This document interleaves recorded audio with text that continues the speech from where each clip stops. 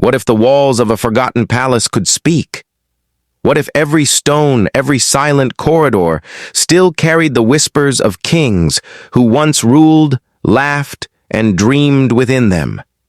Tonight, we step into a place where time has stopped, not destroyed, not erased, but gently frozen in silence. These are the silent halls of forgotten kings, and they are waiting for us.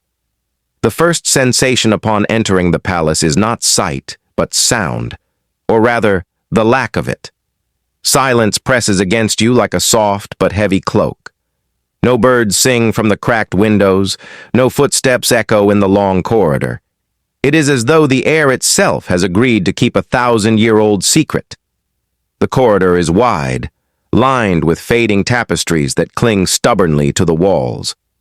Once they must have glowed with royal blues, deep reds, and threads of gold. You can almost picture them shining by candlelight while kings and queens walked proudly beneath them. Now their colors are shadows of what they once were, muted, blurred, almost ghostly.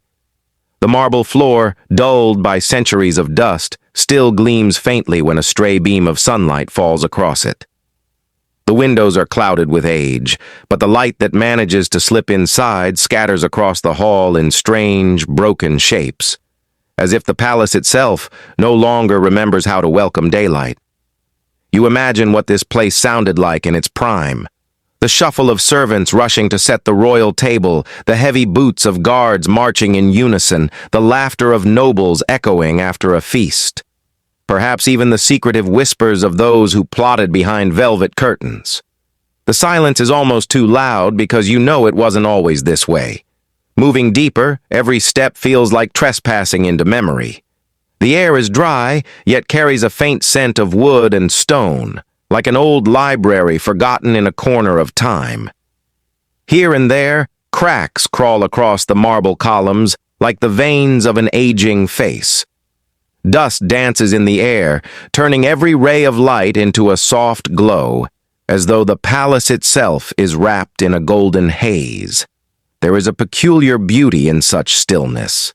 The palace is not in ruins. It is not broken, not burned, not torn apart by war. Instead, it has been gently surrendered to time.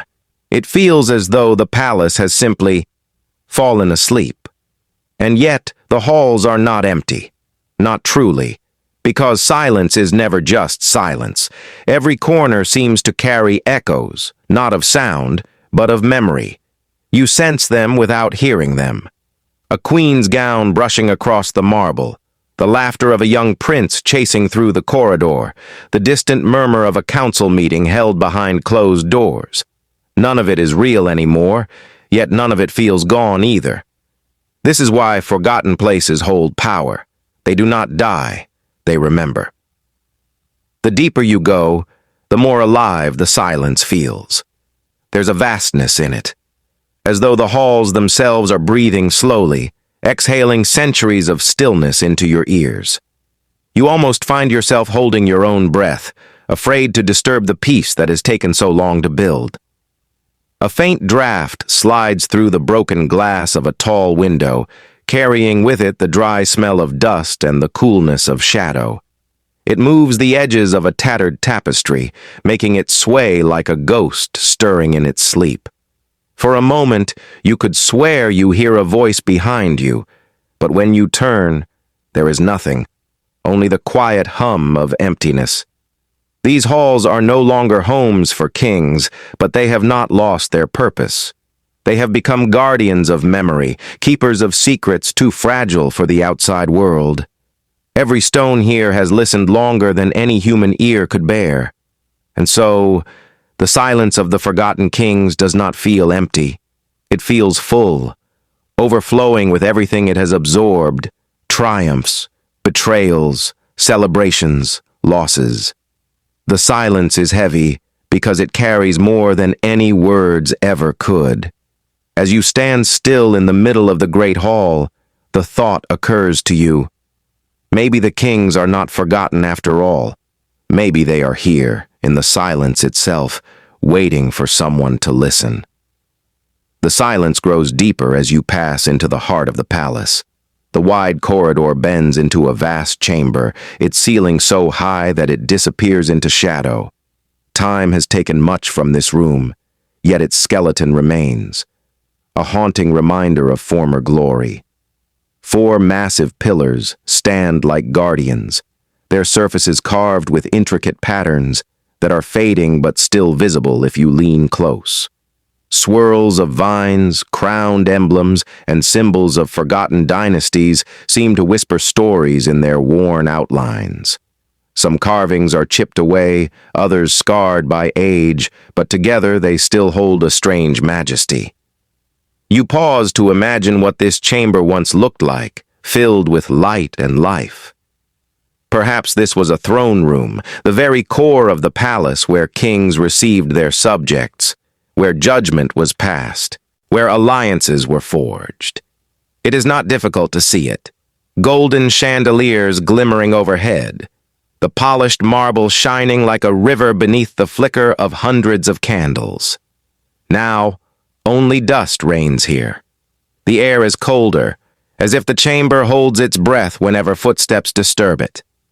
Every sound you make seems swallowed instantly, absorbed by walls that have heard far greater voices than yours. There is a long stone platform at the far end of the chamber. Cracked and bare, it still suggests its former role. That must have been the dais, the stage where the throne once sat. The throne itself is gone, perhaps stolen, perhaps rotted away, perhaps buried in some forgotten archive of history. Yet the emptiness where it once stood feels heavier than any object could be. It is a throne of absence, and in that absence, you sense the weight of forgotten power. You close your eyes for a moment, letting the imagination fill the silence. You can almost hear the grand entrance of a king, his cloak sweeping behind him as courtiers bow in unison. The hall would have erupted with noise, advisors whispering strategies, ambassadors speaking in hushed tones, guards striking their spears to announce royal commands. The king's voice would rise above it all, deep and commanding, a sound strong enough to bend the course of nations. And then you open your eyes, and the hall is silent once more. This contrast between what was and what is creates a strange ache in the chest. It is like walking into the memory of someone else's dream. Along one wall, you notice faint paintings, half-eaten by time. Figures in royal attire stand frozen, their faces blurred by centuries of fading pigment. Some wear crowns, others carry swords or scrolls, suggesting rulers and their closest advisors. The expressions are nearly gone, yet their posture still conveys pride.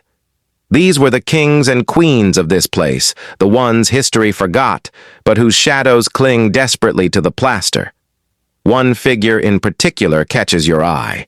The crown upon his head is large, almost too heavy for his painted shoulders. His arm is outstretched as if he is blessing his people, or perhaps commanding them. His face, though faded, carries an outline of sternness. You cannot help but wonder, what was his name?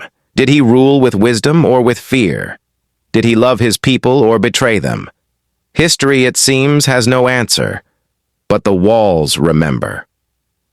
At the base of the platform, you see something strange. Carvings in the stone floor. You kneel and brush away the dust. Letters appear, written in a language not immediately familiar. The lines are delicate, flowing, almost like poetry. Perhaps these were the words of a coronation, etched here to mark the rise of a dynasty. Perhaps they are vows, promises a king made to his people, or prayers offered to a god now long forgotten. Touching the grooves, you feel a faint chill run through your fingertips, as though the words still carry an echo of the voices that once spoke them aloud. For a moment, the silence feels alive, pulsing faintly, like the heart of the palace still beats beneath layers of dust. You rise and step back, your eyes drifting upward again toward the vast emptiness of the ceiling. Somewhere up there, beams of wood and stone arches stretch out like the ribs of a sleeping giant. You imagine birds might have made their nests there, though none stir now. Only the occasional whisper of the wind slides through cracks in the walls, weaving itself into the long silence. The chamber feels like a cathedral of memory, sacred not because of any religion, but because of the weight of history that presses against every corner. And in that moment, you realize something. Silence is not the absence of life. It is the echo of everything that once lived. Leaving the chamber, you step through a doorway where the wood has rotted away, leaving only jagged hinges clinging to the stone. The passage beyond narrows, leading you deeper into the hidden veins of the palace. The walls grow tighter, the air cooler. Here, the silence changes character. It is no longer vast and grand like the throne hall.